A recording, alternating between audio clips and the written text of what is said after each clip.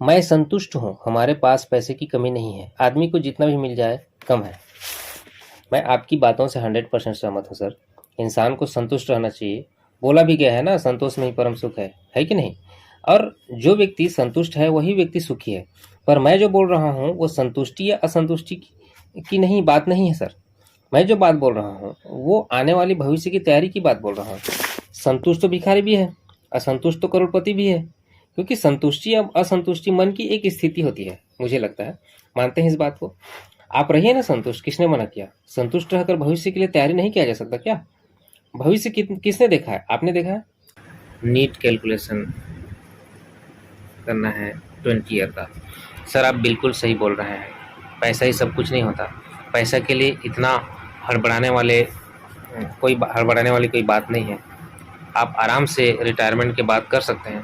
पहले मेरी भी यही मानसिकता थी, आराम से करूँगा बोलकर। फिर मैंने अर्थशास्त्र की एक किताब पढ़ी जो मुझे काफ़ी पसंद आई और फिर इस बिजनेस को स्टार्ट किया। मैं चाहूँगा कि एक बार आप इस किताब में जो ही हिसाब किताब बताया गया था उसको ध्यान से समझें। उसमें ना आने वाले 20 ईयर का कैलकुलेशन बताया गया था।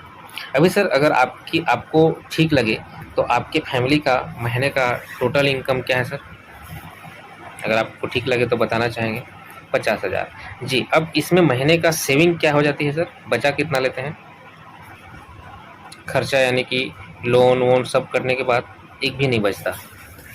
यानी कि मैं मान के चलूँ सर कि महीने का आपका जो खर्चा है वो 40,000 रुपये है।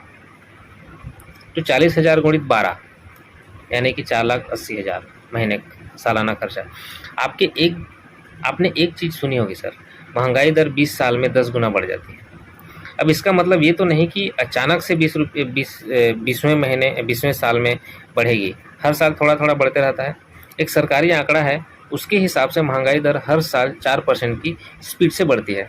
अगर आज की फैमिली का एक्सपेंस 4,80,000 है तो अगले साल 4% बढ़ चुका होगा, यानी कि 4,99,000 अगले साल आपकी ज़रूरत पड़ेगी ठीक ठाक ज़िंदगी जीने के लिए। तीसरा साल क्या होगा सर? 5,18,000। अगर अगले 20 साल में इस महंगाई को नहीं जोड़ते हैं तो 20 साल में नॉर्मली खर्च के लिए आपको 9,60,000 यानी कि लगभग 96 लाख यानी कि लगभग 1 करोड़ ज़रूरत पड़ने वाली है। बिल्कुल ना बढ़े तो 4% महंगाई ऐड करें तो 20 साल में लगभग 3 करोड़ रुपए की आवश्यकता पड़ेगी महीने के खर्च के लिए।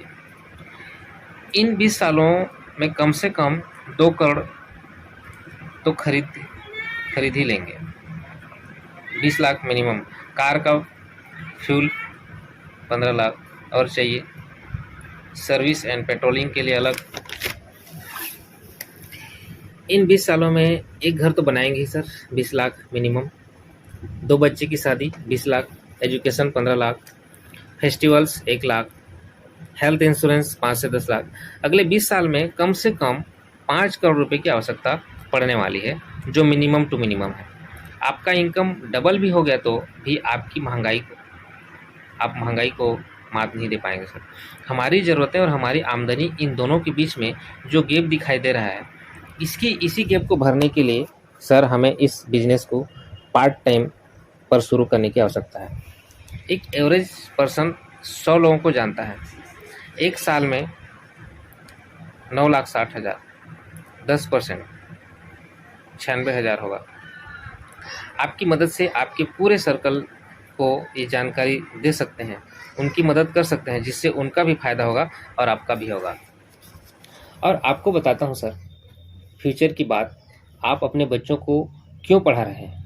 ताकि कुछ बन जाए। सर कितने % सरकारी नौकरी बची सर? ये देखिए देश में बेरोजगारी की हालत। लेकिन MI लाइफ स्टाइल आपके बच्चे को नौकरी मिले चाहे ना मिले 1 से लेकर 5 लाख रुपए कमाने का मौका देती है। शशांक से टिगर का दिखाना। और बताता हूँ सर, आप संतुष्ट हैं, आपके पास पैसे की कोई कमी नहीं है। आप तो जरूर चाहते होंगे कि स्वस्थ और दीर्घायु जीवन जिए, है कि नहीं? लेकिन आप जो खाना खा रहे हैं उस खाने में कितना जहर है, इसके बारे में कभी सोचा है? आइए दिखाता हूँ सर। ये बहुत अच्छी बात है कि आप संतुष्ट हैं, पर हम चाहते हैं कि भविष्य में संतुष्ट रहें, सुखी रहें, स्वस्थ रहें, और इसकी तैयारी आज से करनी पड़ेगी। क्या कहते हैं?